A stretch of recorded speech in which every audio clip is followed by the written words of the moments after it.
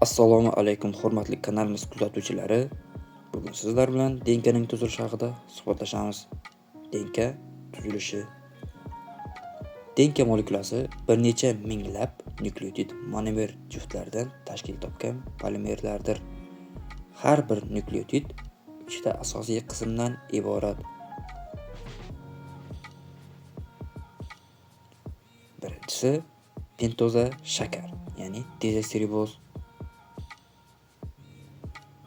Ikkinchisi fosfat guruhi va uchinchisi azotli asos.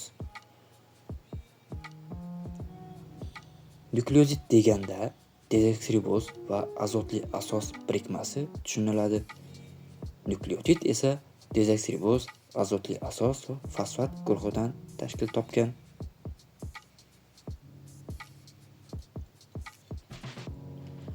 Dezoksiriboz 5 uglerod atomiga ega bo'lgan pentoza shakar hisoblanadi.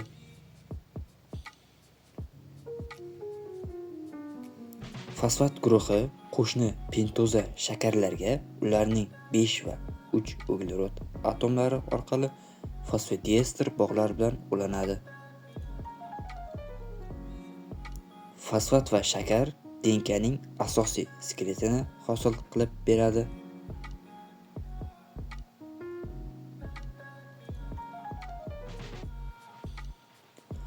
Azotli asoslar ikki turga bo'linadi. Purinlar, adenin va guanin hamda pirmidinlar, sitozin va timin.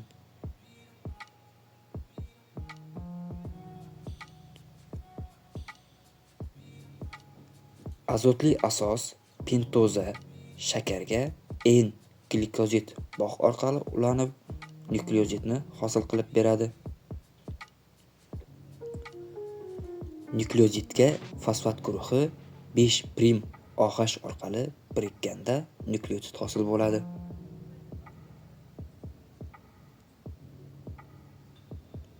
Ikki nukleotid o'zaro 3 va 5' fosfodiester bog' orqali ulanib, dinukleotidni hosil qiladi.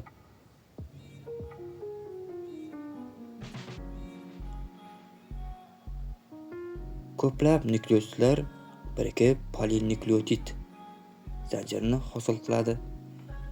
Polimer zanjirining bir uchida erkin 5' fosfat guruhi, boshqa uchida esa 3' OH guruhi joylashgan bo'ladi.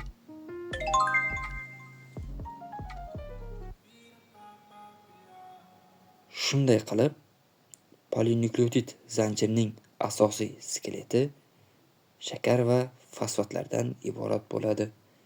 Azotli asoslar esa shu skeletga ulanib joylashadi. E'tiboringiz uchun rahmat.